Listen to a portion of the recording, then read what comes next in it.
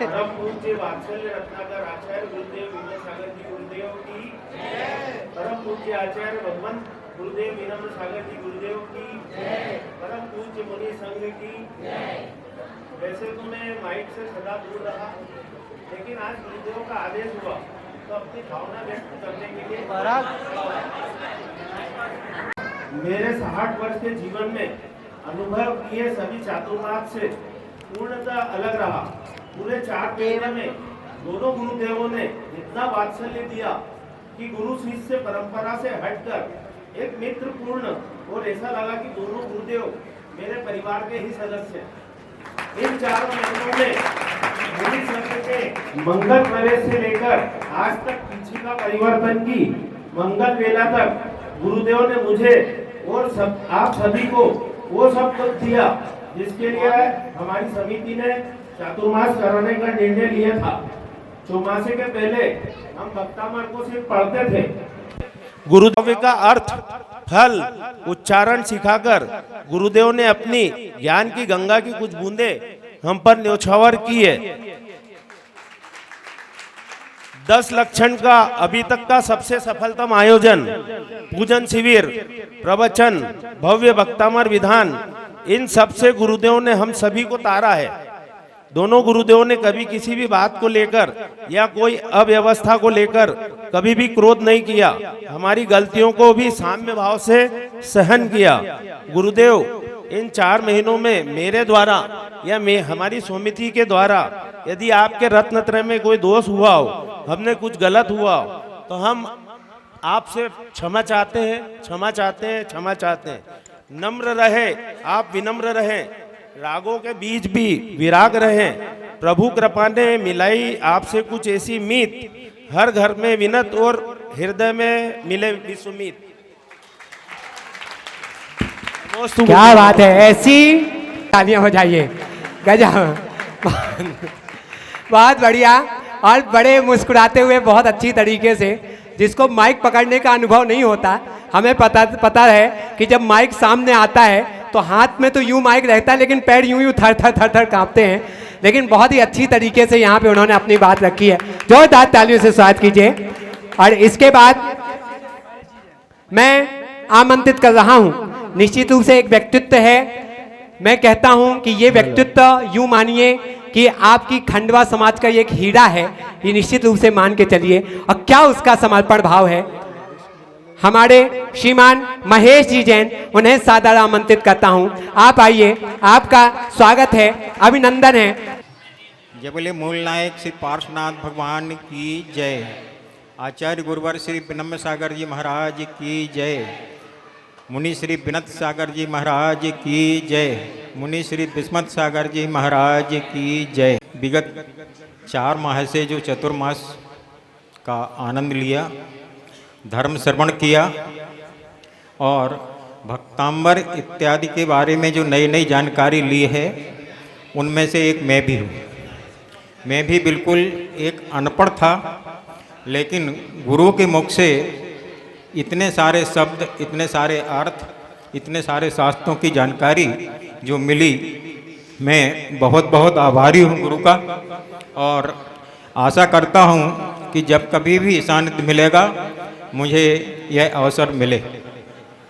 अब आचार्य श्री के शिष्य श्री विनत सागर जी महाराज ने जो भक्तांबर का शिविर लगाया था, उस भक्तांबर शिविर के 48 काव्यों में इतना कुछ बारीकी से समझाया। भगवान की भक्ति के बाद कैसे की जाती है, भगवान के जो लिए हम सबसे पहले यही बताया कि मैं भक्ति करने लायक नहीं हूँ, मैं भक्ति करने लायक नहीं हूँ, फिर भी भक्ति कर रहा हूँ। और ये सब विनय करते करते अंत में बताया, बीच में बताया कि हे भगवान, आप ऐसे दीपक हो जिसके लिए ना तेल की ज़रूरत है ना बाती की ज़रूरत है। ऐसे सूर्य हो जो न बादलों से ढकते हो, न मेघ से ढकते हो, न किसी प्रकार के कोई आपको आच्छादित कर सकता है। ऐसे चंद्रमा हो, ऐसी शीतलता आपके अंदर है, ऐसी भक्ति प्रभु की भक्तांबर में बताई। तरह तरह का जो डर हम संसारी जीवों को हो जाता है, उससे भी भयभीत ना हो। अंत में अंत के चरणों में ये सब बताते हुए वक्तांबर का श्री समापन किया। बाद में महाराज जी ने जो हम सबको पूजन विधि के बारे में बताया। पूजन तो हम सभी लोग करीब करीब जिसकी जितनी ज़िंदगी है उसमें से 10 साल कम कर दो, बाकी से कर रहे हैं। तो जो करते करते इतने हो गए हैं, लेकिन फिर भी बहुत सारी चीज़ें हमको पता नहीं थी, कर रहे थे, परंपरा से अनुसार कर रहे थे, है ना। लेकिन उनको क्यों करना, कब करना, कैसे करना, ये सब गुरुजी ने हम सबको बताया। उनके लिए हम उनके हमेशा ऋणी रहेंगे।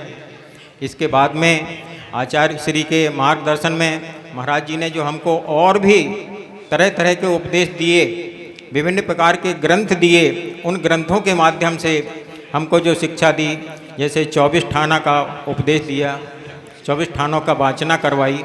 हम लोगों ने अभी तक मार्गणाएँ पढ़ के रखी थी कि 14 मार्गणाएँ होती हैं, लेकिन फिर इसके बाद में 24 ठाना पढ़े। फिर आचार्य विनम्र सागर महाराज जी ने 24 ठाना पुस्तक को 34 ठाना बना करके और भी हमको विस्तृत ज्ञान दिया, जिसकी खुलासा मुनि श्री ने हम सबके बीच में किया। हम सभी ने उसका आस्वादन किया और हम सब इतने अधूरे थे, इतने अनपढ़ थे कि हमें कुछ भी नहीं आता था। तरह तरह की बातें हम लोगों को बताई, वह सब हमको समझ में आया। अंत में बहुत सारे शास्त्र ऐसे भी बताए, जैसे एक आलाप पद्धति ग्रंथ।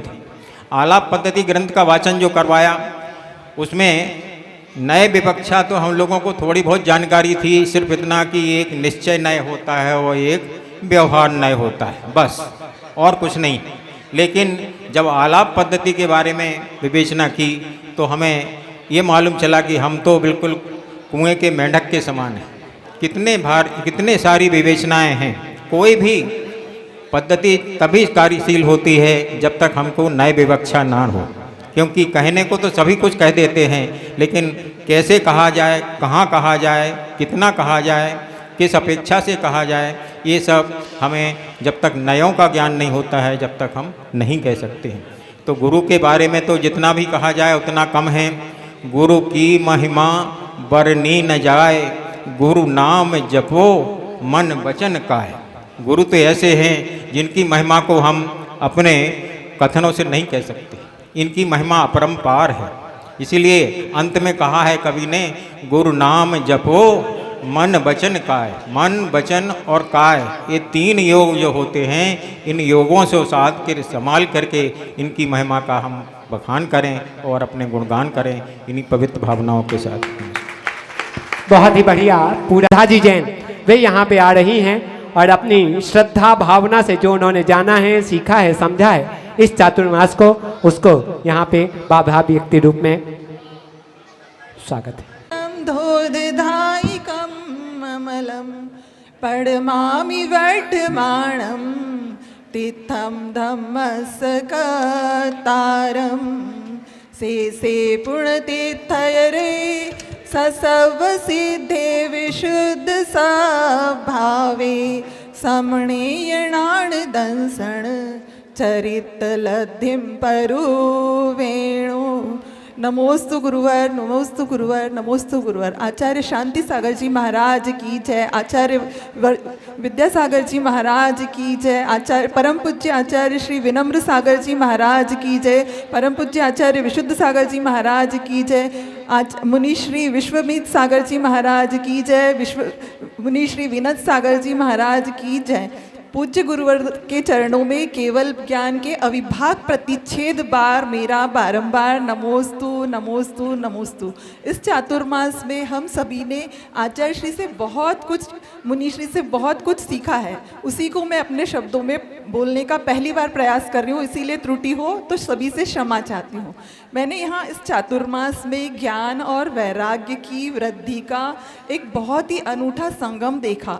यहाँ सबसे पहले हमें 2 प्रकार के शिविर के माध्यम से पूजन और भक्ति दोनों का सीखने का अवसर मिला। सबसे पहले भक्तांबर शिविर का आयोजन हुआ, जिसमें हमने भक्तांबर को चारों अनुयोगों से, जन जन के मानस में भक्तांबर समाहित तो है, लेकिन चारों अनुयोगों से उसका स्पष्टीकरण कैसे होता है वो यहाँ हमने गुरुदेव के माध्यम से सीखा। प्रथमानुयोग का एक एक उदाहरण प्रतिदिन के एक एक काव्य में रहता था। चरणानुयोग की चर्या, कैसे हमें चाय गुटखा अन्य सभी विभाव परिणतियों को छोड़ना चाहिए, ये भी प्रतिदिन के उपदेश में हर काव्य के माध्यम से गुरुदेव ने बताया। द्रव्यानुयोग का समायोजन तो बहुत ही सुंदर था। हे, उपादेय, ज्ञेय और ध्येय, ये चारों तत्व कैसे भक्तांबर में घटित हुए पता ही नहीं लगा। इतना सुंदर भक्तांबर का विवेचन हमने गुरुदेव के माध्यम से पहली बार सीखा। हे क्या है, जितने भी विभाव परिणति है वो सभी हे है। ध्येय क्या है, तो मोक्ष ही हमारा ध्येय है, भक्ति ही हमारा ध्येय है, मोक्ष मार्ग को प्रशस्त करने के लिए। भक्ति में ही चारों अनुयोग समाहित हो जाते हैं, ऐसा हमें बहुत ही सुंदर रूप से यहाँ पर समझ में आया। भक्तांबर के काव्य के माध्यम से हमें 8 प्रकार के भयों से रहित होना, सप्त भय से रहित, गर्व से रहित कैसे होना, रोग शोक व्याधि आदि कैसे दूर हो। भगवान की भक्ति ही एक सहारा है जिसके माध्यम से हम सभी संकटों से दूर हो सकते हैं। हमें अन्य कहीं जाने की जरूरत ही नहीं। जिनागम में, भक्तांबर स्तोत्र में इतना सारा मर्म छुपा है। एक एक बीजाक्षर का अर्थ जो गुरुदेव के द्वारा बताया गया वो बहुत ही सुंदर था। यहाँ पर फ्लैक्स के माध्यम से प्रतिदिन जो ध्यान करवाया जाता था, बीजाक्षर के जो शुद्ध उच्चारण बताए जाते थे वो बहुत ही विस्मरणीय है। पहली बार हमने ऐसे सुंदर रूप से सभी बीजाक्षर मंत्रों का सामूहिक रूप से ध्यान भी किया। स्वाध्याय तो हुआ ही हुआ, ध्यान भी प्रतिदिन हुआ। तो ऐसा ये चातुर्मास का पहला भक्तांबर शिविर हमें सुनने को मिला, जो कि बहुत ही सराहनीय रहा और मुझे बहुत प्रेरणा मिली। दूसरा आयोजन था 10 लक्षण महापर्व का, जिसमें 10 लक्षण पर्व में सबसे बड़ी उपलब्धि महिलाओं को जो हुई वो भोजन कार्य से निवृत्ति की मिली, जो हमारे लिए सभी यदि सहमत हो तो एक बार तालियों से सभी अनुमोदना करें। सबकी विशुद्धि में बहुत वृद्धि हुई और सभी महिलाओं ने बढ़ चढ़कर इस बार व्रत किए। इतने ज़्यादा व्रत शायद महिला मंडलों ने कभी नहीं किए होंगे। इस चातुर्मास में निवृत्ति की वजह से धर्म आराधना का पूरा समय हम महिलाओं को मिला और समिति के लिए भी हम आभारी हैं, जो इतना गुरुदेव के आदेश से उन्होंने इसका पालन किया और हमें सहयोग दिया। तो सभी महिला मंडल की तरफ से मैं सबका आभार व्यक्त करना चाहती हूँ। ऐसा आयोजन प्रतिवर्ष हो। और 10 लक्षण पर्व में सबसे अच्छा हमने सीखा यहाँ पर कि कैसे हमको पूरे दिन का समायोजन करना। महिला मंडल जो कि पूरा फैशन शो में चलता है, 10 लक्षण आने के पहले तिजोरी से सारी ज्वेलरी बाहर आनी चाहिए, पर यहाँ इस बार तो पहले दिन त्याग करा दिया था। मुनिश्री ने पहले ही प्रमाण करा दिया, आपको पीले ही वस्त्र धारण करना है। ये कितनी बड़ी उपलब्धि है कि महिलाओं की ज्वेलरी और साड़ियाँ सब धरी रही, विशुद्धि पूरी तरह से बढ़ती ही गई। यानी 10 लक्षण सच्चे अर्थों में कैसे मनाना, वो यहाँ हमको बहुत अच्छे से सीखने को मिला। दूसरा जो 10 लक्षण पर्व का जो आयोजन था, उसमें हमको संध्याकालीन बेला में चैत्य भक्ति, गुरु भक्ति, सिद्ध भक्ति सभी का बहुत अच्छा अर्थ सहित उच्चारण भी समझ में आया। और शाम को जो एक तीर्थ वंदना जो कराई गई, सम्मेश शिखर की तीर्थ वंदना, उसमें बहुत ही अभूतपूर्व आनंद आया। गुरुदेव तो चलते फिरते तीर्थ हैं, चातुर्मास में हमें तीर्थ की वंदना क्यों करना, कैसे करना, यानी बाहर हम जाकर तीर्थ वंदना करना चाहते हैं तो जीव की हिंसा होती है और हमें सूक्ष्म जीवों की हिंसा से बचने के लिए कम से कम श्रावक को 2 महीने तो नियम ही लेना चाहिए कि हम बाहर भ्रमण आदि या धर्म तीर्थ यात्रा के लिए भी ना जाए, क्योंकि चलते फिरते तीर्थ ही हमारे सामने थे। तो ऐसे तीर्थ के सानिध्य में हमने सम्मेश शिखर जी की वंदना ध्यान के माध्यम से की, जो बहुत अभूतपूर्व था। और खंडवा समाज को एक बहुत बड़ी उपलब्धि प्राप्त हुई, जो कि कुछ विगत वर्षों से 10 लक्षण पर्व में क्षमावणी अलग अलग खंड खंड रूप में मनाई जाती थी, वो अखंड रूप से मनाई गई। इस बार चातुर्मास की सबसे बड़ी ये उपलब्धि रही कि पूरा समाज ससमय यानी समय का इतना अच्छा समायोजन था। क्षमामणि पर्व में दिन में ही अभिषेक हुए, दोनों मंदिरों में बहुत अच्छी जुलूस व्यवस्था के माध्यम से और शांति, सौहार्द और वात्सल्य के साथ क्षमामणि पर्व मनाया गया। ये भी इस दशलक्षण पर्व का बहुत सुंदर हमारे लिए एक उपलब्धि रही, जो कि गुरुदेव के आशीर्वाद से ही संभव हुआ। इसलिए हम शत शत बार गुरुदेव को नमन करते हैं। और तीसरी उपलब्धि पूजन शिविर का आयोजन थी। पूजन शिविर में मैं पूर्ण तरह तो समर्पित नहीं रही, लेकिन प्रत्यक्ष नहीं परोक्ष रूप से मैंने इसको मोबाइल के माध्यम से सुना। और पूजन का क्या अर्थ होता है, 8 द्रव्य हम कैसे चढ़ाएं। पूजा 4 प्रकार से, दैवसिक पूजा, दोपहर की पूजा और जो हमारी संध्याकालीन पूजा है वो हमें बताई गई। दैवसिक पूजा यानी प्रातः काल में सभी काम, 100 काम छोड़ करके हमें स्नान करना, 1000 काम छोड़ करके हमें अभिषेक और पूजन करना। तो पूजन, सुबह की जो पूजन है वो कर्म के निर्जरा के लिए होती है। मध्याह्न काल की पूजा शांति समृद्धि के लिए महत्वपूर्ण है। और संध्याकालीन जो दीपक से पूजा की जाती है वो हमारे ज्ञान की वृद्धि का द्योतक है। ऐसा हमने पूजन शिविर के माध्यम से जाना। 8 प्रकार के अर्घ कैसे चढ़ाते हैं, पूज्य कौन है, पूजक कैसे होते हैं और स्वभाव की ओर कैसे हमें अपने को मोड़ना है, अपना देह मोक्ष की ओर कैसे बनाना है, ये हमें सभी को सीखने को मिला। और दोपहरकालीन वंदना, जो दोपहरकालीन जो स्वाध्याय जो चलता था उसमें हमने पहली बार 24 ठाणा की जगह 34 स्थान यानी सिद्धांत को समझने का पूरा पुरुषार्थ किया, जो कि बहुत अद्वितीय रहा। अभी तक तो हम सभी गुरुओं के माध्यम से 24 ठाणा से जीव की खोज करते थे, लेकिन यहाँ सिद्धांत प्रबोधनी टीका के माध्यम से हमने 34 स्थान, सत, संख्या, क्षेत्र, स्पर्शन, काल, अल्प बहुत्व, अवगाहनत्व और कैसे हमको मतलब बंध, उदय और सत्ता के द्वारा जीव की पहचान करनी चाहिए, ये हमें पूरा अभिभूत हुआ। और गुरुदेव के से हमें इतना कुछ मिला है जिसको हम शब्दों में नहीं पिरो सकते। 2 व्रतियों की प्राप्ति हुई। खंडवा नगर में कोई प्रतिमाधारी सिर्फ एक ही था, जो कि श्रीमती शानू जैन थी। अब से हमें और भी प्रतिमाधारी प्राप्त होने वाले हैं, ऐसे संकेत मिले, ऐसा गुरुवर का आशीर्वाद हमें प्राप्त हुआ। और हमें गुरुवर से इस चातुर्मास के दौरान बहुत वात्सल्य, बहुत ज़्यादा स्नेह भी मिला, जो कि अविस्मरणीय है। इसीलिए और मैं सबसे ये कहना चाहती हूँ कि युवा वर्ग को भी जुड़ने की प्रेरणा मिली। बच्चों ने 5 उपास, 2 उपास, 3 उपास, आरची जैन, गीतांश भैया और सभी बच्चे सभी इस मतलब चातुर्मास का लाभ लिया सभी ने। और बच्चों ने 5-5 उपास किए, जो कि बहुत अभूतपूर्व उपलब्धि है। समाज में सबसे ज़्यादा युवा वर्ग को जोड़ने की ज़रूरत है और वो बिना गुरुओं के सानिध्य के संभव नहीं हो सकता। और गुरुओं के माध्यम से ऐसी परंपरा चले और बच्चे भी, युवा पीढ़ी भी इसमें जुड़े, ऐसी ही मंगल भावना है। इसलिए प्रतिवर्ष यहाँ पर चातुर्मास का आयोजन किया जाए और गुरुओं का आशीष हमेशा बना रहे, ऐसी मंगल भावना से गुरुवर के चरणों में नमोस्तु नमोस्तु नमोस्तु। बहुत बढ़िया। महान भी कार्यक्रम हो, उनका रहना ही अपने आप में काफी हुआ करता है। महानुभावों, जी हाँ, ये है, मैं नाम बोलूंगा उसके पहले ही आपकी ताली बज जाएगी। श्रीमान अविनाश जी जैन, तालियों के साथ स्वागत कर रहा हूं। आइए, आपका बहुत बहुत स्वागत, आपकी मेहनत का स्वागत, आपके समर्पण का स्वागत, आपकी श्रद्धा का स्वागत और अभी जो आप विनयांजलि प्रस्तुत करेंगे उसका स्वागत। आइए। परम पूज्य आचार्य 108 विनम्र सागर जी महाराज, पूज्य विश्वमी सागर जी महाराज के चरणों में भी बारंबार नमोस्तु निवेदन करता हूं। अपनी बात प्रारंभ करता हूं। हमारे बीच कैलाश भैया ने बहुत अच्छा बोल दिया है, उसके बाद श्रद्धा भाभी ने इतना अच्छा बोल दिया कि मेरे को कुछ समझ नहीं आ रहा कि क्या बोलूं इसके हालत। पूरे चातुर्मास को उन्होंने अपने शब्दों में उतार दिया है। मेरे लिए चातुर्मास बहुत अच्छा रहा। प्रत्येक चातुर्मास अपने आप में एक नया अनुभव, नई सीख देता है। ये मेरा सौभाग्य है कि मुझे पिछले लगभग 5 से 7 सालों तक मुनि सेवा समिति के साथ में काम करने का अवसर मिला है। ये चातुर्मास भी मेरे लिए एकदम नया और कुछ अद्भुत सा रहा है। बोलना तो नहीं चाहूँगा मैं क्या रहा, क्योंकि मेरे पास शब्द नहीं है, लेकिन दोनों गुरुवर का आशीर्वाद और वात्सल्य पूरी समिति पर, विशेषकर मुझ पर बराबर बना रहा। मैंने गुरुवर की कुछ बातों का बराबर पालन नहीं किया, उसके लिए क्षमा प्रार्थी हूँ। उसके लिए मुझे गुरुवर ने डांट भी लगाई है, लेकिन गुरुवर का वह डांट मेरे लिए आशीर्वाद है। अब मैं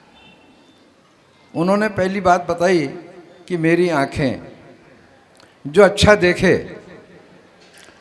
देखे वो मेरी आँखें, मेरे हाथ जो किसी को चोट न पहुंचाए, मेरे पैर जो पीड़ा सहने पर भी या ठोकर लगने पर भी शांत रहे, मेरा शरीर कभी आलस्य प्रमाद से बाहर न जाए, मेरी जीभ डसने काटने व जहर उंडेलने का कार्य न करे, जबकि वो हमेशा आतुर रहती है। मेरा मैं जो निरर्थक घमंड करता है।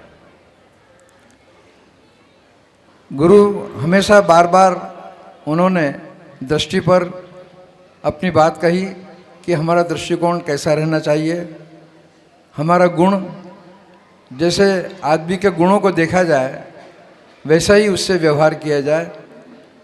पूज्य गुरुवर ने अपने इस 4 माह के चतुर्मास में भक्तामर शिविर और पूजन शिविर पर जो विशेष जोर दिया, उससे हमें संस्कार मिले, ज्ञान मिला और हमें गुण भी मिले। मैं ऐसे गुरुवर के चरणों में बारंबार नमन करता हूँ और हमारी मुनि सेवा समिति का आभार प्रदर्शित करता हूँ कि वे प्रतिवर्ष हमारे यहाँ चतुर्मास की अपनी व्यवस्था बनाए रखें, ताकि समाज को भी आगे बढ़ने में और संस्कारित होने में लाभ मिले। इन्हीं मंगल शुभकामनाओं के साथ आदरणीय देवेंद्र जी के मुखारबिंद से आइए और अब आमंत्रित कर रहा हूं एक और मुस्कुराता हुआ व्यक्तित्व आपकी खंडवा समाज का, श्रीमान वीरेंद्र कुमार जी भट्ट्याण। स्वागत है, अभिनंदन है, तालियों के साथ आप सभी लोग स्वागत कीजिए। आए अपने अनुभव को, इस चातुर्मास के अनुभव को शब्द रूप में यहाँ पर। जय बोलो मूल नायक पार्श्वनाथ भगवान की जय। आचार्य गुरुवर विनम्र सागर जी महाराज की जय। मुनिद्वय विनत सागर जी, विश्वमित सागर जी महाराज की जय। जैसा कि आप सबको विदित है, चातुर्मास के 4 महीने जब से महाराज जी आए हैं, जब से लेकर आज तक सिर्फ मात्र 15-20 दिन जो महाराज जी का प्रवास यहाँ से अन्य मंदिरों में हुआ, उन दिनों को छोड़कर धर्मशाला 4 महीने तक पूरी इसी तरह यहाँ पे सुशोभित रही। पूर्व में भी कई संघों के चतुर्मास हुए हैं, लेकिन यह देखने में आया है कि विशेष पर्वों पर ही समाज एकत्रित होती थी। चातुर्मास होते हुए हैं, लेकिन महाराज जी के वाणी में ये जादू था कि सबको 4 महीने तक यहाँ पे इकट्ठा रखा है और कोई भी दिन ऐसा नहीं रहा कि जब 100-200 लोग यहाँ धर्मशाला में नहीं रहे। तो ये बड़ी अच्छी उपलब्धि रही महाराज जी के चातुर्मास की। एवं एक सबसे बड़ी उपलब्धि यह भी रही कि यहाँ से 2 श्रावक श्रेष्ठी बने, श्रीमती विमला देवी एवं श्रीमान दौलत राम जी। आप दोनों ने, श्रीमती विमला देवी ने 5 प्रतिमा महाराज जी के सानिध्य में आचार्य श्री से ली एवं दौलत राम जी ने 2 प्रतिमा धारण करी है। तो ये चतुर्मास का सबसे बड़ा फायदा ये हुआ कि यहाँ से 2 श्रावक श्रेष्ठी बने और आगे चल के हो सकता है वो भी पिच्छीधारी संत बन सकते हैं। ये भी कोई कमी नहीं रही चतुर्मास में। आचार्य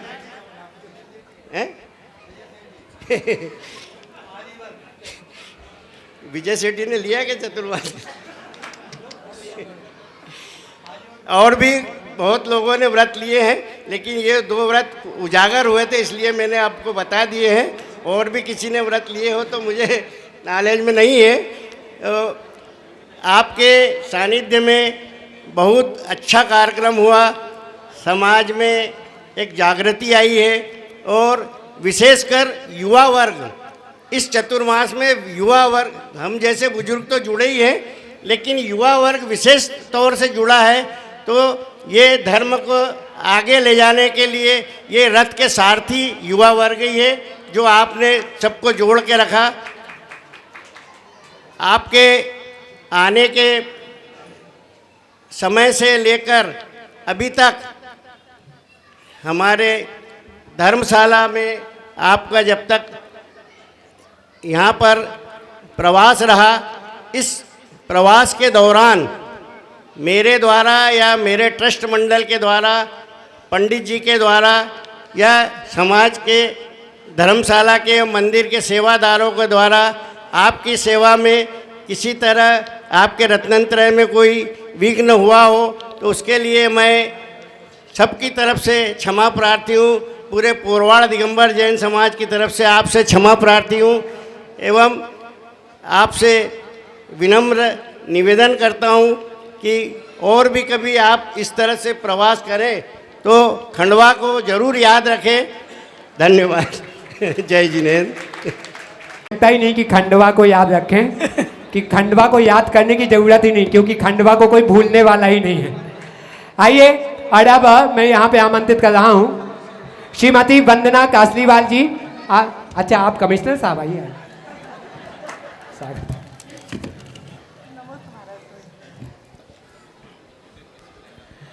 गुरु जिसको छू लेते हैं वो कुंदन बन जाता है। गुरु जिसको छू लेते हैं वो कुंदन बन जाता है। देखो सुलगता दावानल तब सावन बन जाता है। आत्म का लोहा, ओहो आत्म का लोहा कब पारस बन जाए। जीवन है पानी की बूंद कब मिट जाए रे। जीवन है पानी की बूंद कब मिट जाए रे। जय बोलो 108 विनत सागर जी महाराज की जय। जय बोलो विश्वमित सागर जी महाराज की जय। जीवन है पानी की बूंद, पूरी प्रवचन श्रृंखला में महाराज जी ने हम सबको खंडवा वासियों को इसका मूल और इसको बहुत अच्छे से समझाया है। महाराज जी 15 जुलाई को खंडवा शहर में सत्संग प्रवेश किए और 22 जुलाई से चातुर्मास कलश स्थापना हुई। मुनिद्वय का चातुर्मास हम खंडवा वासियों के लिए कितना प्रभावशाली है ये पूरी भीड़ को देखते ही पता चलता है। महाराज श्री की मधुरता, सहजता, सरलता पूरे जैन समाज के लिए एकजुट होकर जुड़ने के लिए आप सभी के सामने दिख रही है। छोटा सा काफिला कब मेले का रूप ले लिया, छोटा सा काफिला कब मेले का रूप ले लिया, हमें यह पता ही नहीं चला। महाराज जी का भक्तांबर स्त्रोत शिविर 48 दिन का यह शिविर सारे लोगों के लिए एक प्रेरणादायक है। भक्तांबर हम सब तो पढ़ते ही हैं, पर उसका सार, उसका दर्शन, एक एक शब्द का मर्म और सारे मंत्र महाराज जी ने बहुत ही अच्छे से समझाए। ऐसे कई बातें हैं भक्तांबर से संबंधित, कई श्लोक के शाब्दिक अर्थ हैं, भक्तांबर की महिमा है जो गुरु ने हमें अवगत कराया है।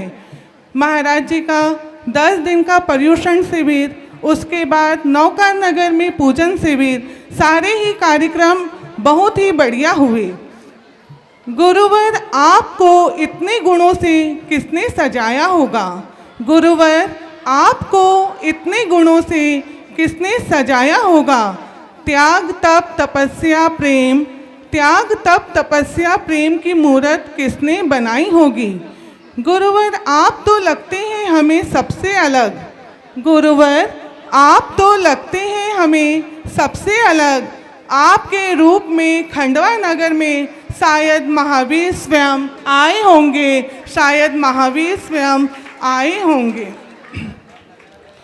महाराज जी के जितने भी प्रवचन होते थे उसमें जो कोटेशन मुख्य रूप से मुझे दिल को छुए, कुछ कोटेशन मैं आपसे शेयर करना चाहती हूँ।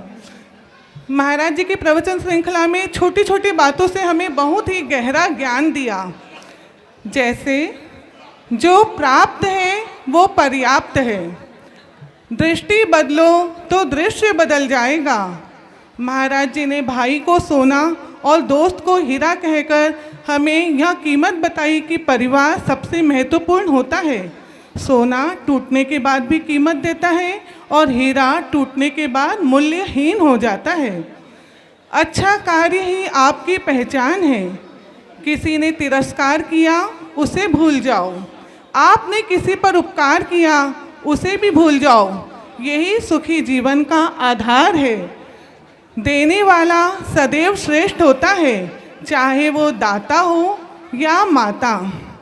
महाराज जी की प्रवचन श्रृंखला में हंसी ठिठोली, वात्सल्य, प्रेम, छोटों से लेके बड़ों तक के लिए अपनापन देखते ही बनता था। कई लाइनें उनकी ऐसे लगते थे कि महाराज जी बोलना शुरू किए और सारे लोग वो लाइन दोहराने लगते थे। महाराज जी की सरलता, सौम्यता, मधुरता, सहजता, ये सारे गुण खंडवा वासियों को अपनी ओर आकर्षित करती गई। खंडवा समाज का एकजुट होना इसका सबसे बड़ा उदाहरण है। महाराज जी, आपका चातुर्मास हम सब के लिए ज्ञानवर्धक और प्रेरणादायक और संस्कार देने वाला रहा है। पूरे खंडवा समाज की तरफ से, मेरे पूरे परिवार की तरफ से, मेरे सारे मंडलों की तरफ से आपके चरणों में बारंबार नमन, बारंबार नमन। आपने आपको आप में रंग दिया, आपने आपको आप में रम दिया, आपके आशीष से पावन है ये मन, आपके चरणों में समर्पण समर्पण। नमोस्तु महाराज श्री, नमोस्तु महाराज श्री, नमोस्तु महाराज श्री। बहुत बढ़िया। जो बोलिए 108 आचार्य श्री विनम्र सागर जी महाराज की जय। जय बोलो 108 मुनि श्री विनत सागर जी महाराज की जय। बोलो 108 मुनि श्री विस्मित सागर जी महाराज की जय। मैं शुरुआत करना चाहूँगा कि ज्ञान दिया दुलार दिया, सबसे बढ़कर ज्ञान दिया। इस धरा पे आपने हमको नव संस्कार दिया। पंख नहीं पंकज बनूं, मुक्त बनूं नासीब, दीप बनूं जलता रहूं, गुरु पग पद्म समीप। होनी अनहोनी हो, होनी अनहोनी, कब क्या घट जाए रे। जीवन है पानी की बूंद, कब मिट जाए रे। जीवन है पानी की बूंद, कब मिट जाए रे। जब मुनिद्वय का प्रवेश हुआ था, उन्होंने नवकार मंदिर में पहली बार उद्बोधन प्रवचन दिया था। उसमें जो कहा था सबसे पहले कि मंदिर आप आते हो, क्यों आते हो? चूँकि मैं साइंस के स्टूडेंट हूँ, स्टूडेंट को पढ़ाना पड़ता है। आज की युवा पीढ़ी चाहती है कि हर चीज़ के पीछे लॉजिक क्या होता है, तो उन्होंने उसके पीछे लॉजिक बताया। नहीं तो क्या होता था, दे मुट्ठी ले छुट्टी। तो उसका पूरा मुनिद्वय ने बताया कि किस तरीके से हम लोगों को करना चाहिए, किस तरीके से दर्शन करना चाहिए, किस तरीके से हमें अभिषेक करना चाहिए। इसके पहले, इस चातुर्मास के पहले अभिषेक में बहुत ही कम जाता था और कभी शुरुआत से तो करा ही नहीं, लेकिन पूरी शुरू से लेकर आखिरी तक क्या क्या विधि होती है वो हुआ। इस चातुर्मास में मुझे और मेरे परिवार को बहुत ही हम लोगों ने जो लाभ उठाया है वो तो अविस्मरणीय है, और चाहते हैं कि गुरुद्वय का आशीष बना रहे। हम लोग चूँकि प्रोफेशन डॉक्टर है तो उसमें कई बार के समय का अभाव रहता था, लेकिन पता नहीं गुरुवर के प्रताप से ऐसा रहा कि हर चीज़ के लिए समय निकल गया। लेकिन कभी भी मैंने अपने हॉस्पिटल की ड्यूटी, क्लिनिक या पेशेंट या वीआईपी ड्यूटी, उसमें कभी भी कॉम्प्रोमाइज़ नहीं, वो भी चलता रहा। और साथ साथ मेरे साथ साथ पूरे परिवार ने इसमें पूरा लाभ उठाया। अंत में मैं गुरु चरणों में अपना कोटि कोटि नमन करना चाहता हूँ। धन्यवाद। बहुत के पहले योगिता जी, श्रीमती योगिता जी जैन यहाँ पर पहुँच रही हैं। मैं आपको बता दूँ डॉक्टर साहब कि आप ही डॉक्टर नहीं हैं, ये भी डॉक्टर हैं, है ना।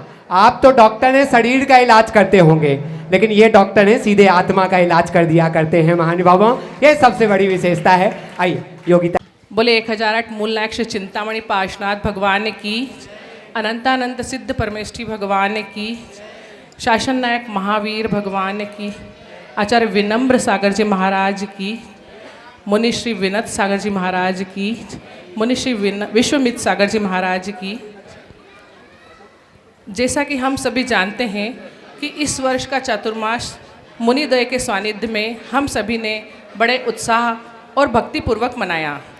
इस चतुर्मास में हमने मुनि श्री से विविध शिविरों के माध्यम से बहुत कुछ सीखा है, जिसमें भक्तामर विधान काफ़ी अच्छा रहा है। उससे हमने बहुत कुछ सीखा है और बहुत कुछ जाना है, जो कि हमें नहीं पता था। बहुत छोटी छोटी सी बातें महाराज जी ने हमें बताई है।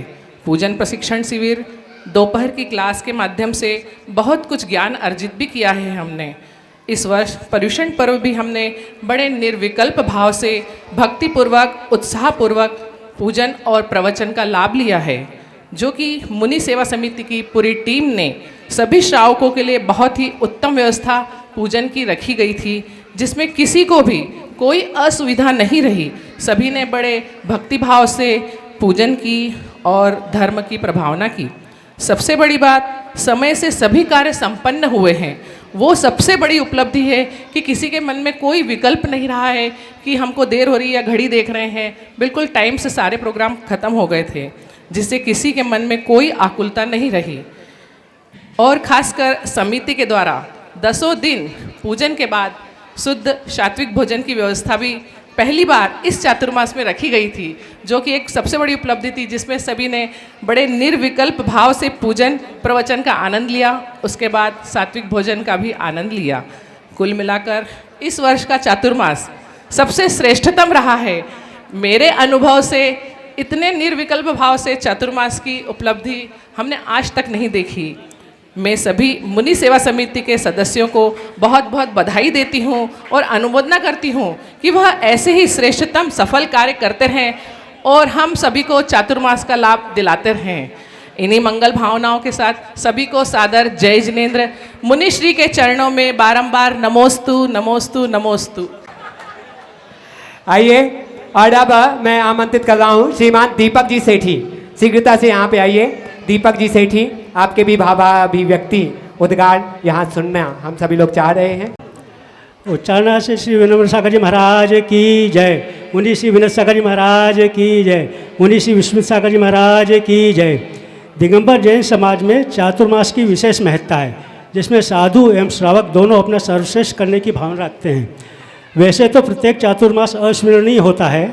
खंडवा में इसके पूर्व में भी चातुर्मास हुए हैं, अलग अलग दृष्टि से विस्मरणीय भी रहे हैं, लेकिन इस वर्ष का चातुर्मास कई विशेषताओं के साथ अविस्मरणीय रहा है और मेरे लिए तो विशेष रूप से रहा है। संस्मरण की इस कड़ी में मैं सर्वप्रथम आस्था प्रवास को स्मरण में लाता हूँ। मुझे भाई अविनाश जी एवं भाई कैलाश जी का फ़ोन आया और मुझे कहा गया कि अंकल आप ना नहीं करना, आपको गुरुदेव को श्रीफल भेंट करने हेतु चातुर्मास हेतु निवेदन करने हेतु आस्था चलना ही है। मैं ना नहीं कर पाया और आस्था में श्रीफल भेंट कर चातुर्मास निवेदन का साक्षी बना। दोनों गुरुदेव आस्था में मंचासीन थे। बड़े महाराज का ओजस्वी प्रवचन सुनकर लगा कि हमारा आस्था आना तभी सफल होगा जब गुरुदेव हमें खंडवा चातुर्मास की सहमति देंगे। हालांकि गुरुदेव ने उस समय 99% सहमति दी थी, लेकिन जब गुरुदेव का विहार पुष्पगिरी से खंडवा के लिए हुआ तब लगा कि अब चातुर्मास खंडवा में ही होगा। मुझे गुरुदेव के दूसरे दर्शन का सौभाग्य सिद्धरकूट में मिला और मुझे वहाँ पर बड़े गुरुदेव के अवतरण दिवस में भी सम्मिलित होने का अवसर मिला। गुरुदेव खंडवा पधारे। दोनों गुरुदेव में पता नहीं ऐसा कौन सा चुंबक है कि गुरुदेव के खंडवा पधारने के पश्चात शायद 1-2 दिन ही ऐसे रहे होंगे जब मैं उनके दर्शन नहीं कर पाया। नियमित अभिषेक के पश्चात गुरुओं के नियमित दर्शन मेरी दिनचर्या में सम्मिलित हो गए। ये केवल दोनों गुरुदेव का स्नेह एवं आशीर्वाद के कारण संभव हो पाया। दिनांक 25 जुलाई को जब चातुर्मास कलश की स्थापना हो रही थी तब अनायासी ऐसे भाव हुए कि इस पुनीत यज्ञ में एक छोटी सी आहुति मेरे द्वारा भी दी जावे। भगवान एवं दोनों गुरुओं के आशीर्वाद से मुझे अवसर भी प्राप्त हुआ। मैं अपने आप को धन्य मानता हूँ कि इस पुनीत अवसर पर मैं अपना छोटा सा सहयोग प्रदान कर पाया। फिर अवसर आया भक्तामर शिविर का। इस शिविर के बारे में क्या कहा जाए, ऐसा शिविर मैंने अपने जीवन काल में आज तक नहीं देखा। भक्तामर जी के बारे में इतना गहन अध्ययन उसी को हो सकता है जिसने उसे अपने हृदय की गहराइयों में उतारा हो। गुरुदेव विनोद सागर जी महाराज को मैं हृदय की गहराई से नमोस्ती निवेदित करता हूँ कि उन्होंने हमें बहुत विस्तार से समझाया जो हमारे मन मस्तिष्क में बैठ गया है। मैं अपनी बात करूं, मैंने पूरी तन्मयता से भक्तामर शिविर का आनंद लिया, जिसका प्रमाण यह है कि प्रतिदिन पूछे जाने वाले प्रश्नों का उत्तर देने हेतु मेरा हाथ सदैव उठा और कई बार मुझे गुरुदेव के आशीर्वाद से पुरस्कार भी प्राप्त हुए।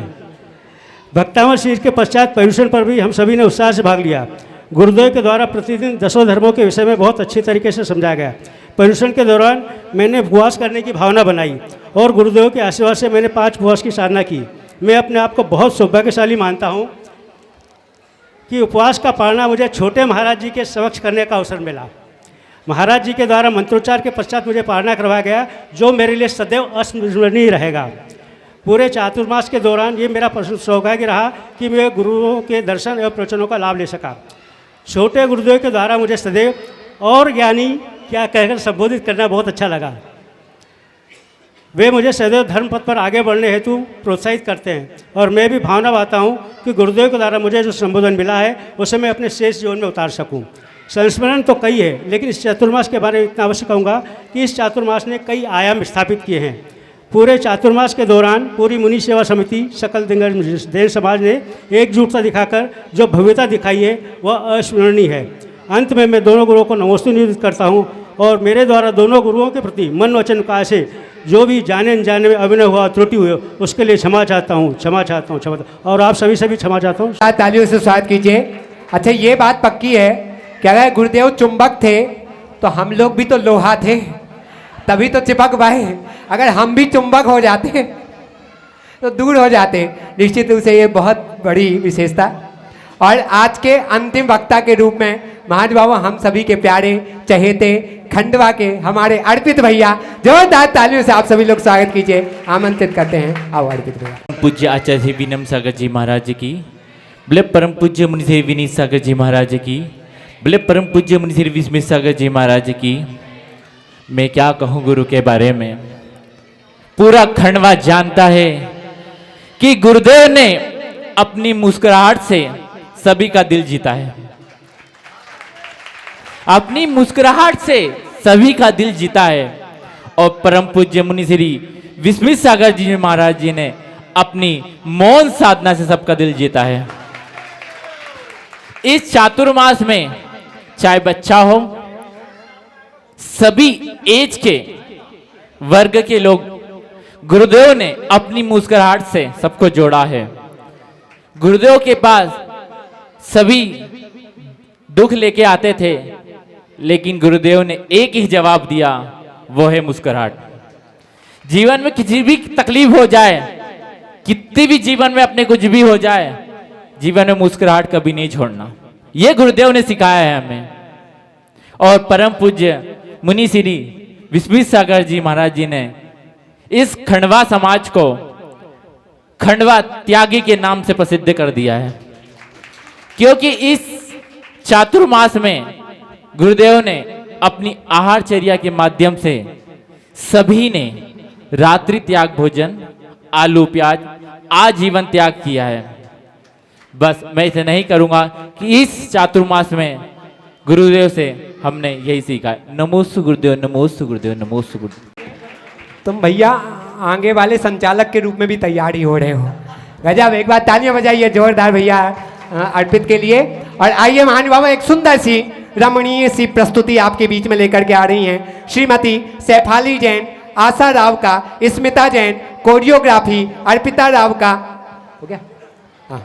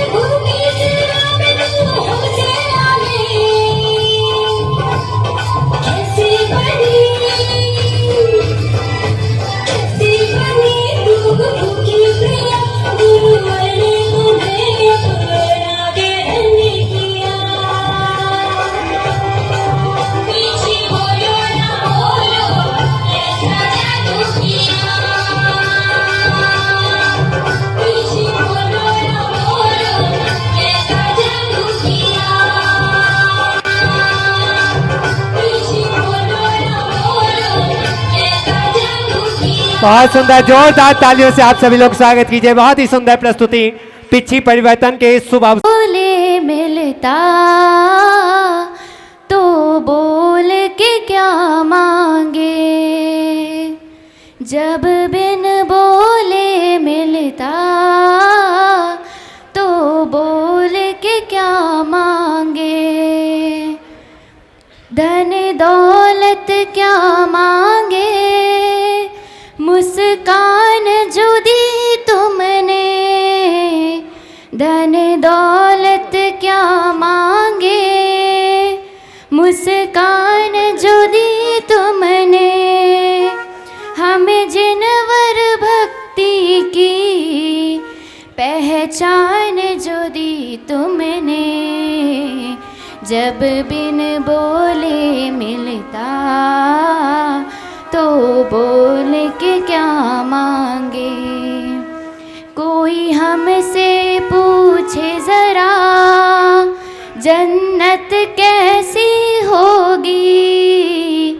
कोई हमसे पूछे ज़रा जन्नत कैसी होगी।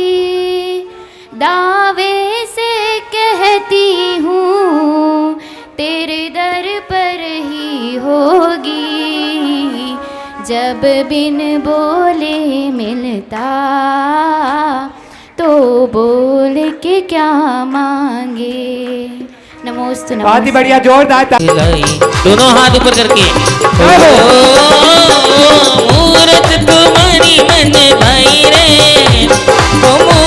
आचार्य विनम्र सागर जी महाराज की बंधुओं, दीप प्रज्वलन के लिए साथ में मैं सहयोग प्रदान करने के लिए श्रीमान पोरवार दिगंबर जैन ट्रस्ट के अध्यक्ष श्रीमान वीरेंद्र जी जैन साहब, खंडेलवाल सरावगी समाज के अध्यक्ष श्रीमान दिलीप जी पहाड़िया साहब, मुनि सेवा समिति के अध्यक्ष विजय जी सेठी साहब और मुनि सुब्रत्यन मंदिर नौकान नगर के ट्रस्टी श्रीमान दीपक जी सेठी साहब और धर्मोदय तीर्थ क्षेत्र बोरगांव के ट्रस्टी श्रीमान प्रदीप जी कासलीवाल से निवेदन करूंगा कि वो भी आएँ और दीप प्रज्वलन की मांगलिक क्रिया में सहयोग प्रदान करें। आइए। कोई जब राह न पाए। हेलो।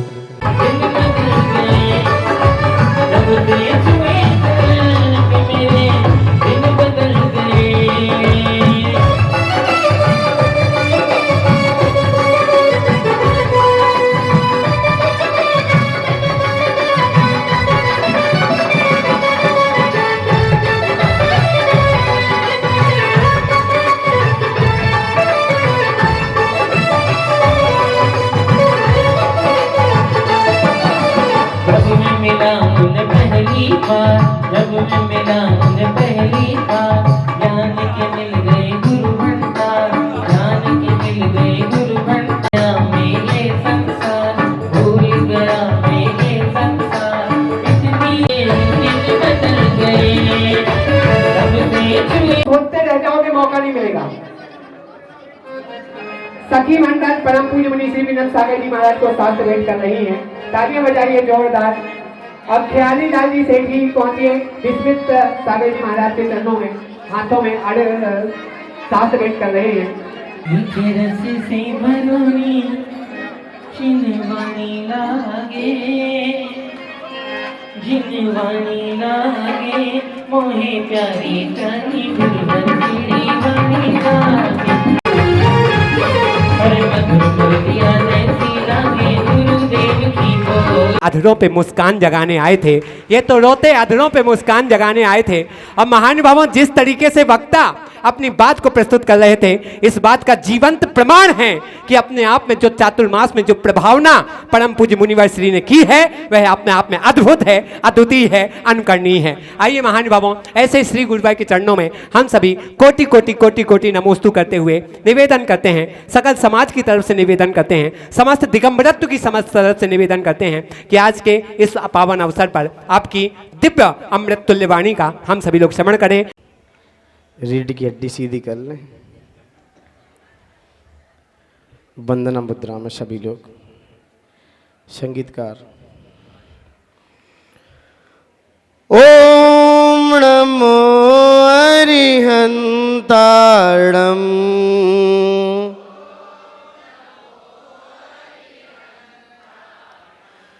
ओम नमो धारणम्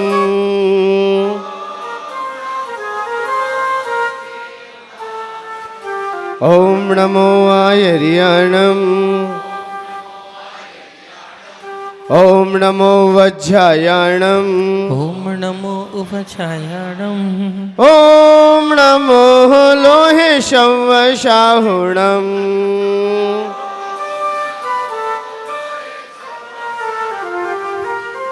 ॐ नमो लोहे शवशाहुणम् ॐ नमो लोहे शवशाहुणम् आपने आपको आप में वर लिया आपने आपको आप में भर लिया चेतना को स्वयं मैं प्रखर कर लिया चेतना को स्वयं में प्रखर कर दिया बीतरागी प्रभु हे महावीर जिन वीतरागी प्रभो हे महावीर जिन आदिनाथ प्रभु तुम हो तारण तरण आदिनाथ प्रभु तुम हो तारण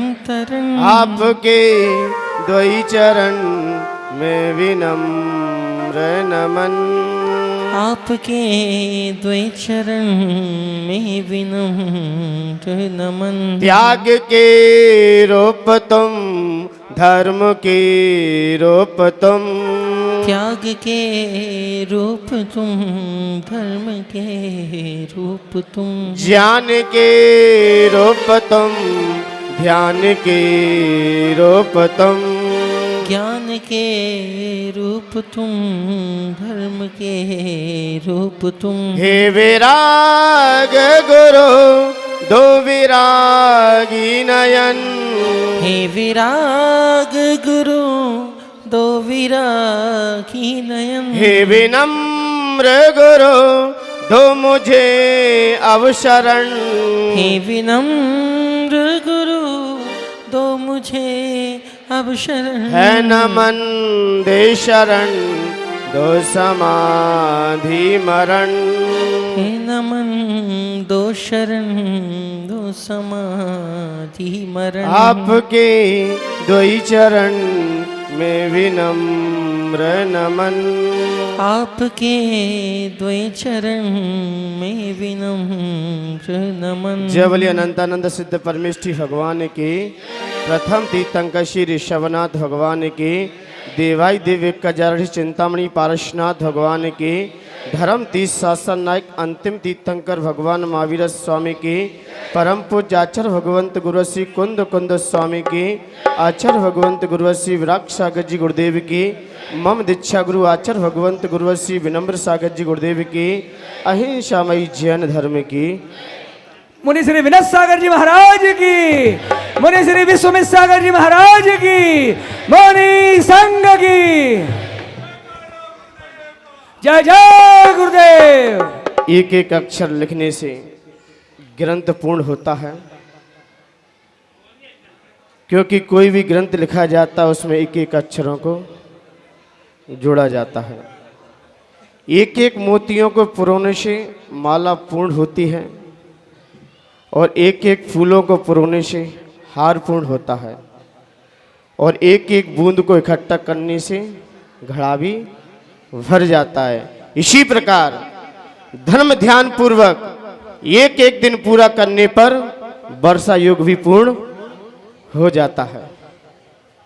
वर्षा योग देखा जाए आज पूर्णता की ओर है, मुझे नहीं लग रहा है कि पूर्णता की ओर है। मुझे तो वही पंक्तियां आ रही हैं, नगर खंडवा महक रहा बच्चा बच्चा चहक रहा, नगर खंडवा में सबके दिल में हर्ष भरा, सबके दिल में हर्ष भरा, सबके दिल में हर्ष भरा, सबके दिल में हर्ष भरा। वही दिन याद आ रहे जिस दिन मेरा प्रवेश हुआ। लेकिन देखा जाए ये वर्षा योग भले ही आपको लग रहा है कि मैंने किया है, मैंने सपने में भी नहीं सोचा कि मुझे खंडवा नगरी के भी दर्शन हो जाएंगे। यहाँ का पार्श्वनाथ भगवान का इतना प्रभाव, मुनि सुब्रतनाथ भगवान का मेरे ऊपर बहुत असीम अनुकंपा रही कि जब मैं वर्षा योग के लिए आया, संगीतकार, जब मैं वर्षा योग के लिए यहाँ पर प्रवेश किया तब मुनि सुब्रतनाथ भगवान के चरणों से यहाँ आया था, और जब निष्ठापन किया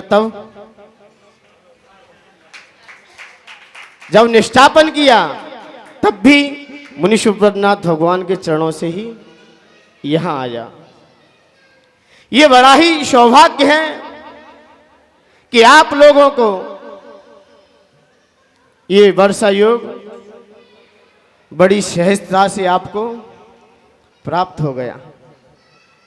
इसमें देखा जाए मेरा कुछ भी नहीं है, क्योंकि ये तो पतंग है, डोर किसी दूसरे के हाथ में है।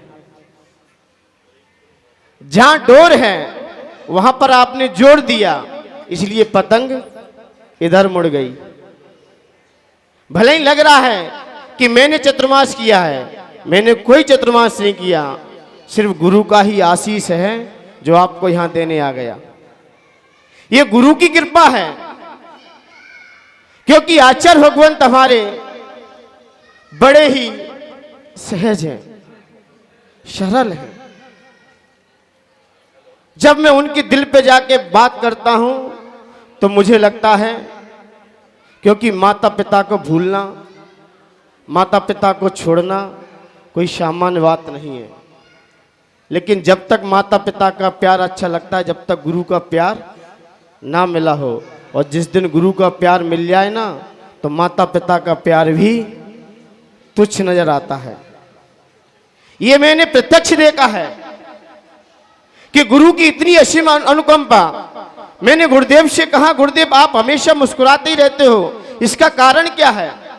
जब भी देखो कितना भी संकट आता है गुरुदेव के, अभी कई प्रकार से पीड़ाओं से भी ग्रसित थे, शाइट का आदि की प्रॉब्लम थी सोनागिरी जी में, तब भी हमेशा चेहरे पे मुस्कान। गुरुदेव कहते हैं जिंदगी में टेंशन ही टेंशन है, फिर भी इन लबों पे मुस्कान है। जिंदगी में टेंशन ही टेंशन है और फिर भी इन लबों पे मुस्कान है। जब जीना ही सब हाल में है तो मुस्कुराने में क्या नुकसान है? जब जीना ही सब हाल में है, सब हाल में जीना है। इसलिए गुरुदेव के पास जब भी हम जाते हैं, जब भी उनके चरणों में बैठते हैं, बस मेरा एक ही प्रश्न रहता है गुरुदेव से कि आप इतना क्यों मुस्कुराते रहते हो? इतना वात्सल्य, इतना प्रेम। और मेरा आज दुर्भाग्य है कि जब से मैंने दीक्षा ली है तब से अभी तक जो पीछिका मिली है, भले ही हमने चतुर्मास 2 अलग किए हैं गुरुदेव के साथ रह के ना, लेकिन एक मथुरा किया था, लेकिन मथुरा से वापस गुरुदेव के पास आ गए थे। एक बानपुर किया तो वहाँ गुरुदेव को ही बुला लिया। लेकिन ये मेरा दुर्भाग्य है कि गुरु सामने नहीं है, क्योंकि संयम का उपकार गुरु के हाथ से प्राप्त हो, उसकी ऊर्जा, उसकी वर्णाएं, वो प्रेम, वो वात्सल्य एक अलग रहता है। आम व्यक्ति से चीन लेना एक सामान्य बात है। हमारे गुरुदेव कहते हैं, वो हमेशा एक ही बात कहते हैं, एक ही शिक्षा देते हैं कि आप श्रावक से भी चीज ले सकते हो और मुझसे भी चीज ले सकते हो। अंतर क्या है? श्रावक से आपने चीज मांगी तो भिखारी कह जाओगे,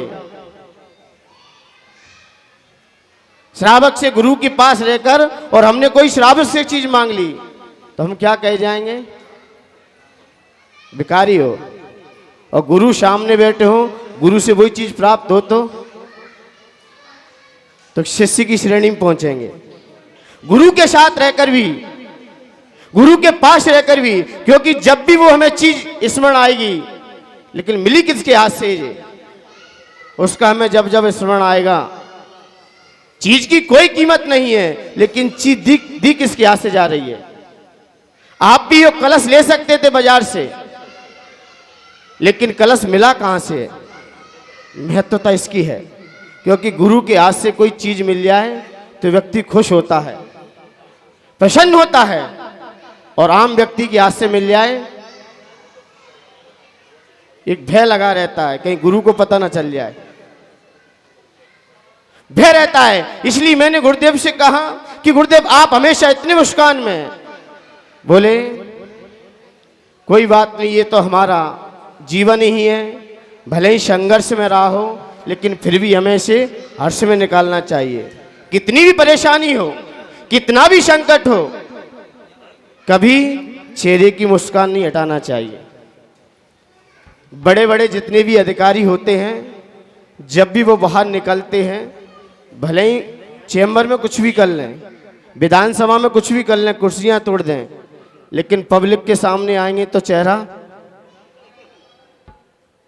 जितने बड़े बड़े अधिकारी हैं पब्लिक के सामने चेहरा हमेशा मुस्कुराता ही दिखना चाहिए, क्योंकि उदासियां उन चौरों पर श्रृंगार करती हैं जिस पर मक्खियां ही बैठने से इनकार करती हैं। उदासी मत रखो चेहरे पर। मैंने कहा गुरुदेव जिंदगी में हर पल आप खुश क्यों हो? तो गुरुदेव ने कहा काम में खुश, आराम में खुश हूं, काम में खुश और आराम में खुश हूं, पनीर नहीं है तो दाल में ही खुश हूं, भोजन में पनीर नहीं है तो दाल में ही खुश हूं, और खीर नहीं है तो नीर पीकर ही खुश हूं, और कोई मुझसे नाराज हो गया है उसकी अदा में खुश हूं, और कल जो बीत चुका है उसकी मीठी याद में खुश हूं, और कल अभी आया नहीं है उसके इंतजार में खुश हूं। अंतिम पंक्तियां दे रहा हूं, जवाब दे देना। अंतिम पंक्तियां आप लोगों को सुना रहा हूं, जवाब दे देना। ना दोगे तब भी खुश हूं, ना दोगे तब भी खुश हैं। तो इसलिए ये गुरुदेव का आशीर्वाद आए खंडवा वालों पर। जितना भी भक्तामत जो शिविर लगा यहाँ पर, चाहे सिद्धांत की क्लासें हो, चाहे पूजन शिविर हो, मैं तो सिर्फ माध्यम रहा हूं, लेकिन जो शिक्षाएं मेरे गुरुदेव की हैं, मेरे गुरुदेव की हैं।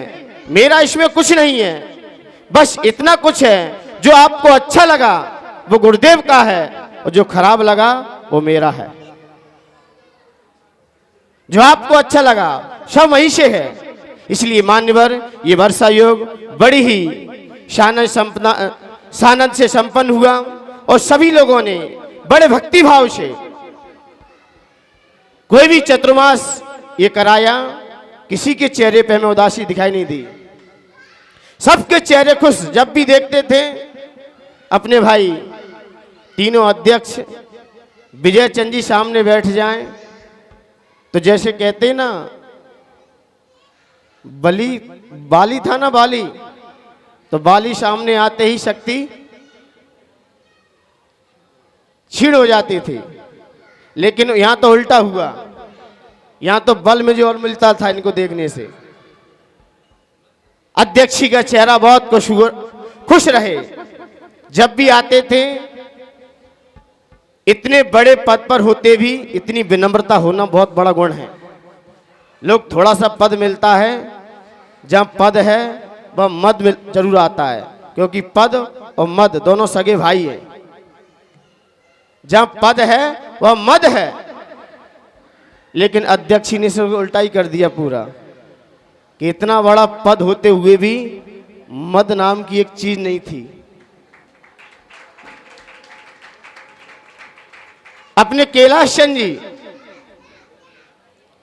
कर्मठ कार्यकर्ता, मुझे लगता है कैलाश चंद जी जैसे यदि धरती पर जीवित रहे, मुझे लगता है इनका शताब्दी महोत्सव, इनका वर्ष आगे तक चलता रहे, ताकि यहां पर खंडवा नगर में वर्षा योग होते रहे। इतना मतलब इतना होने के बावजूद भी बड़ी सहजता से काम लेना, और इनके साथ में देने वाले बंटी जी, जो चाणक्य नीति का काम किया है, सारा दिमाग घुमाना है तो सलाह बंटी से करनी पड़ेगी। और अविनाश जी ये बहुत कर्मठ कार्य, ये पीछे से कार्य किया है, भले ही कैलाश चंद जी को आगे रखा है। हमारे सारे पंकज भैया, चाहे पंकज महल हो, चाहे पंकज सेठी हो, चाहे पंकज जी छाबड़ा हो, और चाहे पंकज डॉक्टर साहब हो, और नीरज, ये सारा सब पंकज के ही खेल हैं। इन्होंने भी अपना भरपूर, मुझे किसी प्रकार की मेरी साधना में, मुझे लगता है मेरे जीवन काल का ये, मैं नहीं कह सकता कि ऐसा आगे चल के मेरा वर्षा योग होगा।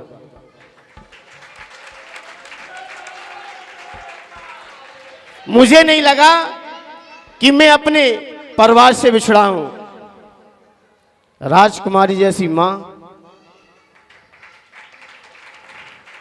और शांतिबाई जैसी मां और भी हैं, मैं नाम कहां तक लूं, क्योंकि सारे लोग बड़ा प्रेम से रखा, ना गुरु का आवास होने दिया कि मैं गुरु से दूर हूं किसी प्रकार का, क्योंकि गुरु के पास भी हम अपनी साधना में संलग्न रहते थे, और यहां पर भी किसी प्रकार की किसी श्रावक ने कोई बात यहां की वहां नहीं रखी, बड़ा प्यार से रखा। मुझे लगता है ऐसे वर्षा योग आपकी धरती पर होते रहें, ताकि हमारी समाज में नई चेतना जागृत रहे,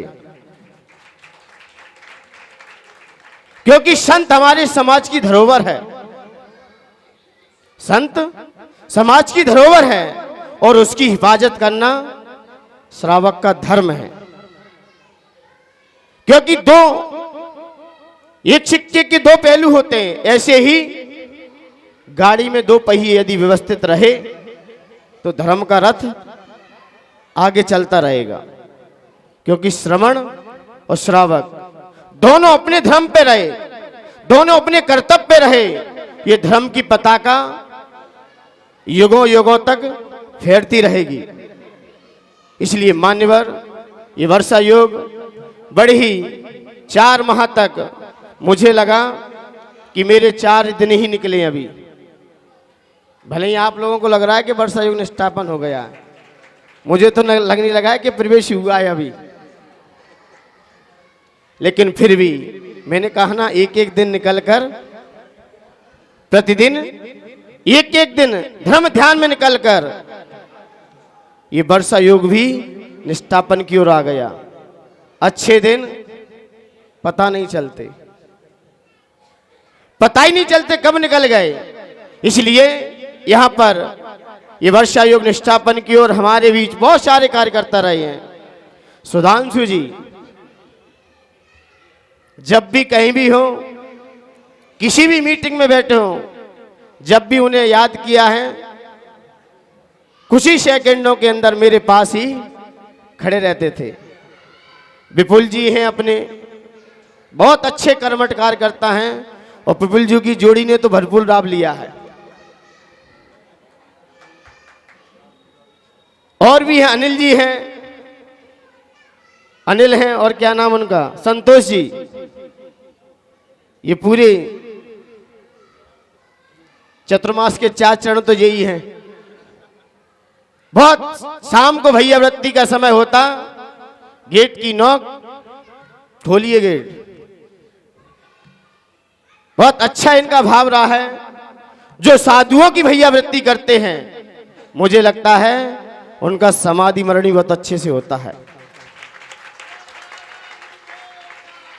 जो साधुओं की सेवा में रहते हैं, आत्मीयता से रहते हैं, आज नहीं कल उनके हाथों में एक दिन पीछे होकर और संन्यास से मरण कर कर अपने लक्ष्य को भी प्राप्त करते हैं। और भी माध्यम है। ये वर्षा योग देखा जाए, वैसे साधुओं को वर्षा योग एक करने का अवसर मिलता है, जिसमें श्रावक को भी लाभ मिलता है। लेकिन वर्षा योग हीन शैनन होने के कारण मिल जाते हैं। पहले के साधु जो महामुनिराज हुआ करते थे वो जंगलों में ही अपना जीवन निकाल देते थे। इसलिए मान्यवर, और साथ में क्या है, आज पीछी का भी परिवर्तन है। पीछी का परिवर्तन का आचार्य भगवंतों ने प्रमाण रखते हुए कई प्रमाण रखे हैं, क्योंकि शास्त्रों में दानों की विशेषता देखी जाए, आहार दान, ज्ञान दान, औषधि दान, अभय दान, आवास दान और उपकरण दान। उपकरण दान के अंदर ये संयोपकरण आता है। संयम के माध्यम से पीछिका, ये पीछिका मयूर की इसलिए ली जाती है क्योंकि मयूर की पीछिका में कुछ गुण हुआ करते हैं। इसमें विशेषता है क्योंकि मयूर ऐसा पक्षी है, ये मयूर के पंख नहीं है, ये मयूर की पूंछ है। क्योंकि पंख, यदि पंख ही निकाल लिए जाएंगे तो मयूर उड़ेगा कैसे। ये मयूर की क्या है, भले ही आपको पंख दिखाई देते हैं और पंख निकाल लेंगे फिर मयूर उड़ेगा कैसे। ये पंख जो पूंछ आगे लग जाती है, बढ़ जाते पंख, जो उड़ने में उन्हें बाधा पहुंचाते हैं। फिर आषाढ़ के महीने से ये मयूर एक एक करके पंख अपने छोड़ने लगता है। कोई खींचता नहीं है इनको, अपने आप छोड़ देता है। और कार्तिक के महीने तक पूरे पंख झड़ जाते हैं, क्योंकि पानी बरसता है तो भारी पड़ जाता है। जैसे आपके बाल भारी हो जाएं तो क्या बचती है, खुजली मस्ती की नहीं बचती है। महिलाओं को तो अभ्यास हो चुका है, महिलाओं को तो क्या हो चुका है, अभ्यास हो चुका है। लेकिन पुरुषों ज्यादा बाल हो जाएं तो इसलिए पीछिका भी मोरनी की नहीं होती, मोर की होती है। क्योंकि मोरनी पंख ही नहीं देती, मोर के होते हैं। जब मोर अपने पंखों को छोड़ता है तो वहां से बीन लिए जाते सारे पंख, और बीन बीन कर पहले के मोराज तो इकट्ठा करके पीछी ले ली, अब है थोड़ी सी बनाने लगे। तो इसलिए पीछिका मयूर की ऐसी है। इसमें आचार्य भगवंत मणिकर्णिका के अंदर और भगवती आराधना ग्रंथ और मूलाचार के अंदर मयूर पीछी के 5 गुणों की विशेषता बताई है। सबसे पहला गुण है इसके अंदर लघुता है, लघु है, लाइट वेट है, यानी कि हल्की होती है। ये पीछी कैसी होती है, बिल्कुल हल्की होती है, और इसको लेने वाला भी संसार से हल्का हो जाता है। ये स्वयं हल्की है, लेकिन इसको जो धारण करता है वो भी आगे चल के हल्का हो जाता है, लघु हो जाता है। और जितनी हल्के होकर यात्रा की जाए उतनी यात्रा आपकी सफल होगी। आप सोना लेके यात्रा करो और आप हीरा लेके यात्रा करो, हीरा भी वही कीमती है और सोने की कीमत ज्यादा आ जाएगा, लेकिन यात्रा हीरा लेके करोगे तो जल्दी हो जाएगी। भाई प्लेन होगी और वही सोना इकट्ठा कर लो तो ट्रक मंगाना पड़ेगा, तो ट्रक कब तक पहुंचेगा।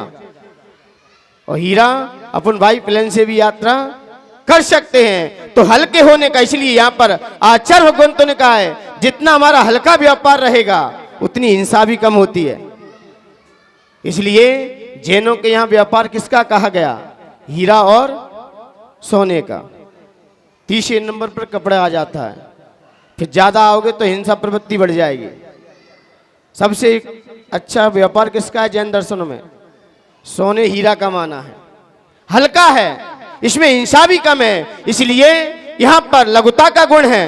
और आचार्य भगवंतों ने कहा अश्वेत तत्व, यानी कि अश्वेतत्व, यानी कि पसीना को ग्रहण नहीं करते। पीछी लगाओगे शरीर पर, पसीना आएगा तो पसीने को फैला देगी, लेकिन पीछी पसीने को कभी ग्रहण नहीं करेगी।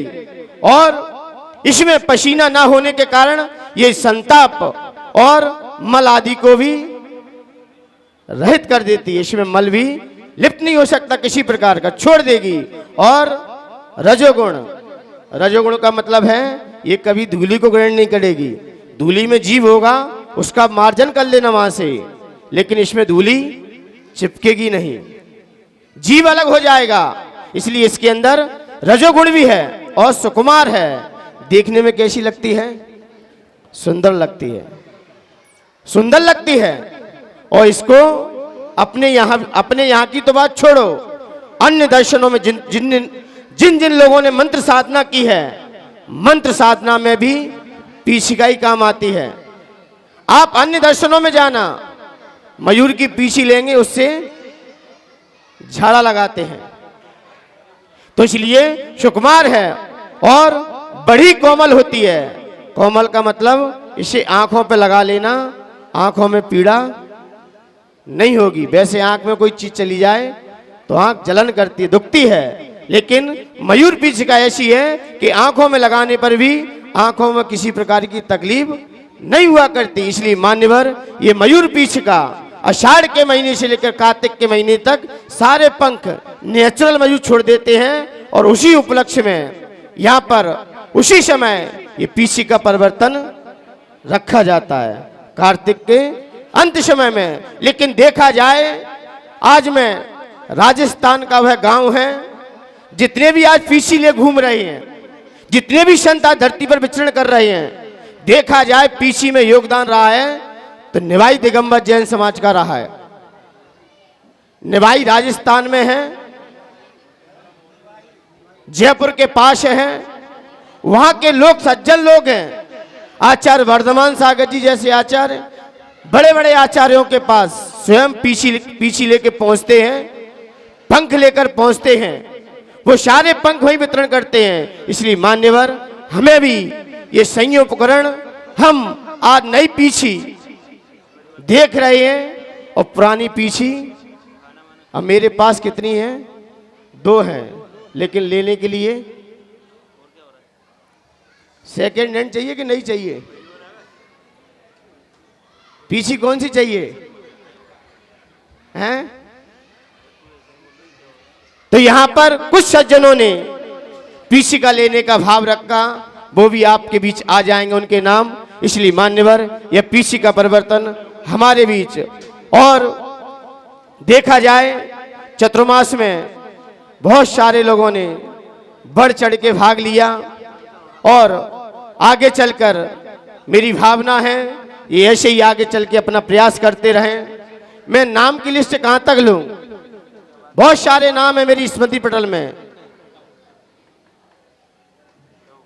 रोहन है, रोहन शेट्टी है, पूरा मीडिया संभाला इन्होंने, पूरी खबर अपनी जो आज बाहर जैसी जितनी फैली है ये रोहन सेठी। इनके पिताजी भी बिहार में बहुत योगदान रहा। अपने सचिन भैया छावड़ा जी हैं, इन्होंने शुरू में तो बहुत हिम्मत दिखाई, बीच में कुछ जिम्मेदारी आने के कारण, लेकिन साथ तो देते ही रहे। इसलिए सेठी परिवार भी बहुत अच्छा लगा रहा। मुझे लगता है मुझे ये आवाज जरूर हो गया, चाहे सुधांशु सेठी चौधरी परिवार हो, चाहे क्या नाम है लोहड़ी पहाड़िया परिवार, जितने भी यहाँ परिवार हैं, चाहे छावड़ा परिवार हो, चाहे सेठी परिवार हो, ये इतने परिवार मजबूत हैं। एक परिवार भी चाहे साधु 20 क्यों ना आ जाए, अकेले परिवार चतुर्मास संभाल सकता है। सब संपन्न है, कोई परिवार यहाँ पर पीछे नहीं है। और देखा जाए लोगों ने कहा अपने टाइम का बहुत ध्यान रखा। जो समय की कीमत करता है समय भी उसकी कीमत करता है। मैं समय को भूल जाता था, लेकिन हमारी गौरव की मैसेज वो मुझे बार बार संकेत कर देती थी, महाराज जी समय हो चुका। अच्छा, सौरभ किशोरी, इनका नाम मुझे अभी तक याद नहीं आ पाया। और देखा जाए यहाँ का सब लोगों ने अपने भरपूर आनंद लिया।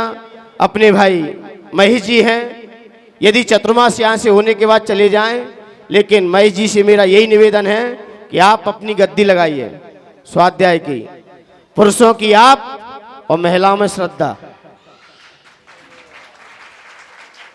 ये दोनों अपनी गद्दियां लगाइए, स्वाध्याय कराइए समाज को,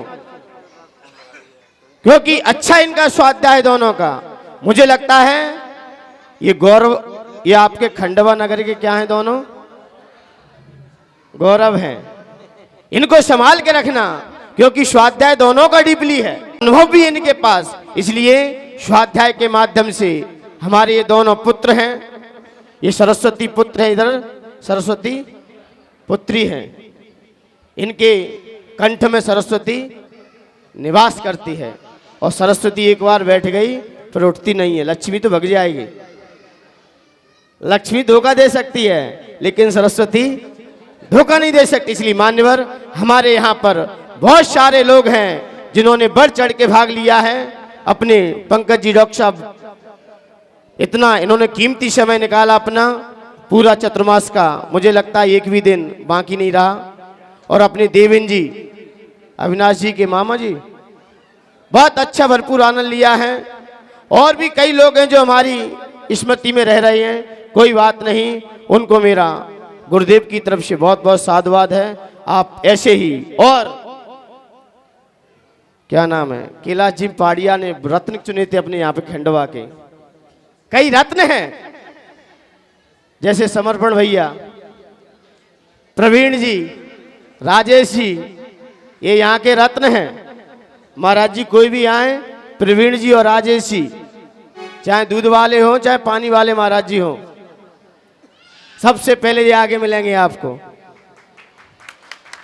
बहुत अच्छा योगदान रहा है, सरल स्वभावी हो, बहुत सरल हैं।